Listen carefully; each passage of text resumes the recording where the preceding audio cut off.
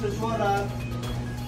Yung target na to si Giplastar uda sa mga pulis sa Digos City ang pagpatuman sa search warrant. Hilabi na nga armado ang ilang target. Mismong si Police Lieutenant Colonel Florante Retes, ang hepe sa Digos City PNP, ang nangulo sa briefing. search warrant.